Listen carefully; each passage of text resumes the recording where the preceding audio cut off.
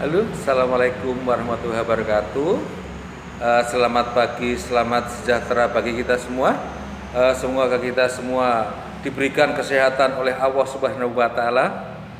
Walaupun masih dalam keadaan pandemi, maka kita harus tetap semangat mengikuti pelajaran. Dan tidak lupa, Pak Edi selalu mengingatkan untuk selalu menerapkan protokol kesehatan, yaitu satu, pakai masker, ya. Kemudian dua, cuci tangan. Yang ketiga, jaga jarak, jangan sampai terlalu dekat dengan orang-orang yang berkerumun. Nah, untuk pelajaran selanjutnya, anak-anak saya mohon untuk memperhatikan video di bawah ini. Pembelajaran kedua ini termuat 3 pelajaran, yaitu Bahasa Indonesia, SPDP, dan IPA. Selanjutnya tujuan pembelajarannya, sobat belajar bisa langsung saja menyimak pada layar apa saja tujuan pembelajaran yang akan kita capai pada pembelajaran hari ini. Nah, sobat belajar, langsung saja kita mulai ya. Pembelajaran hari ini sudah siap dan tetap semangat. Perhatikan gambar tersebut. Pernahkah kamu menemui anak-anak yang bekerja menjadi pemulung seperti di atas? Pernahkah kamu berpikir mengapa mereka bekerja di usia muda mereka? Apakah yang dilakukan mereka? Apakah peran mereka di masyarakat? Tahukah kamu bahwa beberapa anak pemulung tetap bersekolah? Mereka memiliki cita-cita juga seperti kamu. Bahkan ada beberapa pemulung yang telah mencapai cita-citanya dengan gemilang. Sobat belajar, mari kita membaca judul bacaan Aku Sarjana Pemulung. Namaku Wahyudin, biasa dipanggil Wahyu. Aku anak pasangan buruh tani. Aku tinggal bersama kelima saudara tiriku dan 2 adikku. Selain orang tuaku, karena kemiskinan, tidak ada satupun dari kakak tiriku yang dapat menamatkan sekolah dasarnya. Aku pun terancam demikian karena kami tidak punya uang untuk sekolah. Tetapi aku bertekad, aku harus sekolah. Subuh aku pergi mengumpulkan sampah plastik dan kardus untuk dijual. Pekerjaanku ini disebut memulung. Aku adalah seorang pemulung. Untuk membayar uang sekolahku, aku memulung sejak usia 10 tahun pada saat aku duduk di kelas 4 SD. Untuk menamatkan sekolah dasar, aku perlu tambahan biaya. Selain memulung, aku pun mengembalakan kambing tetangga. Sewaktu SMP, aku juga berjualan gorengan. Apapun kulakukan agar aku dapat sekolah. Pada saat SMA, aku menjalani 7 profesi sekaligus agar aku tetap sekolah. Tetapi meski demikian, aku selalu dapat menjadi juara di sekolahku. Pada tahun 2013, aku telah menyelesaikan kuliahku di Jakarta dengan tetap menjadi pemulung.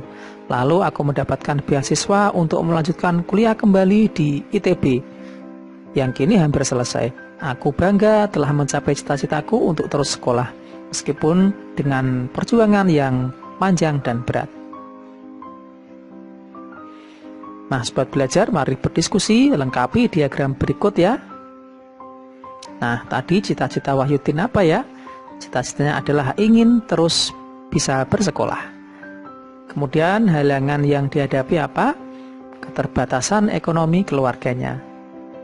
Sikap yang dimiliki Wahyudin, bekerja keras, disiplin, pantang menyerah, dan berkomitmen. Kemudian usaha yang dilakukan adalah memulung dan menggembalakan kambing. Bahkan tadi banyak profesi ya yang dilakukan untuk bisa tetap bersekolah.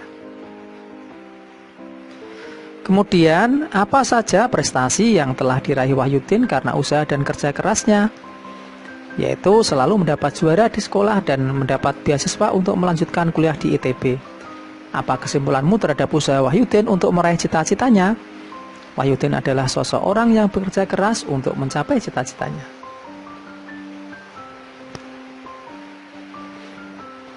Sobat belajar, bacalah puisi berikut ini ya, yang berjudul Sahabatku Seorang Pemulung, ciptaan D. Karitas. Tangan-tangan kecilmu begitu lincah mengais dan memilah sampah rumah, kamu mencari plastik, bahkan kertas dan kardus.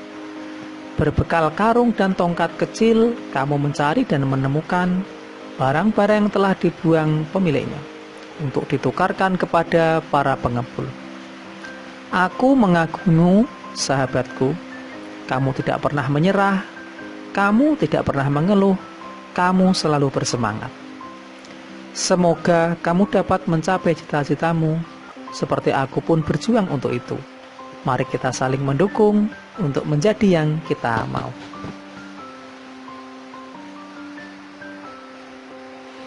Nah, sobat belajar, mari berkreasi ya.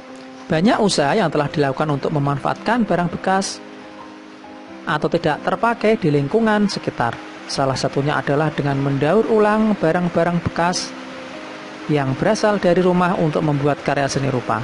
Membuat karya seni rupa dengan menggunakan barang bekas adalah hal yang paling mudah untuk dilakukan. Kali ini kamu akan membuat karya kolase dengan menggunakan bahan kertas koran bekas.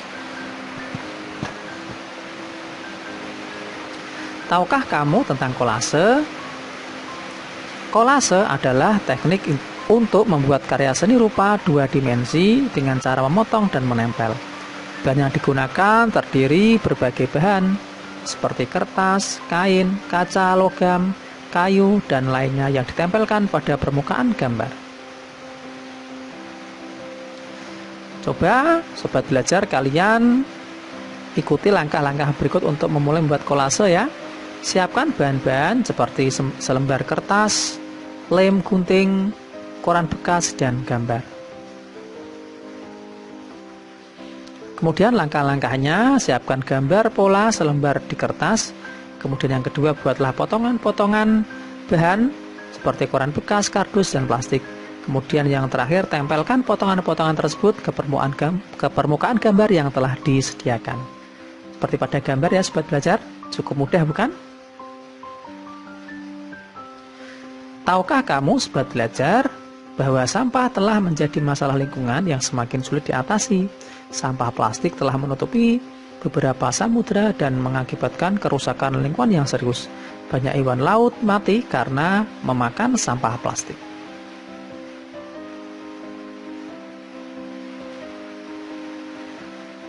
Salah satu cara yang dilakukan masyarakat kini adalah dengan menggalakkan gerakan daur ulang sampah plastik.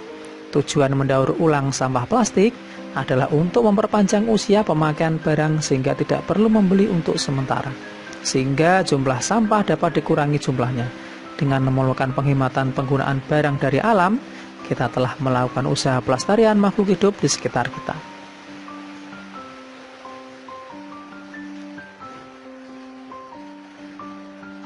Keanekaragaman makhluk hidup telah memberikan manfaat bagi kehidupan manusia atau makhluk hidup lainnya. Sepantasnya manusia berusaha dan bertindak untuk memelihara, mengembangkan dan menjaga keanekaragaman makhluk hidup sebagai sumber daya alam hayati agar senantiasa dapat memperoleh manfaatnya.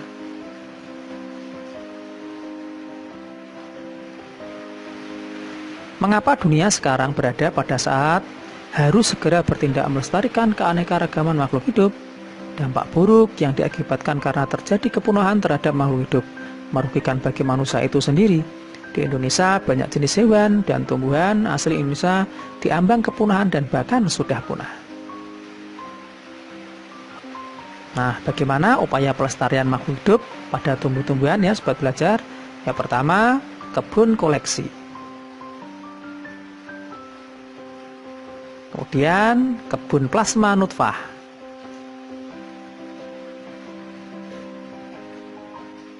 Kemudian yang ketiga, kebun botani.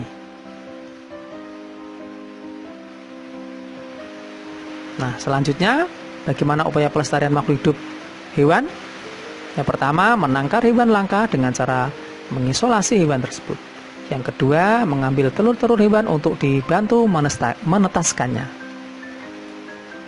Yang ketiga, memindahkan hewan langka ke tempat yang lebih cocok. Yang keempat, membantu atau membuat undang-undang perburuan.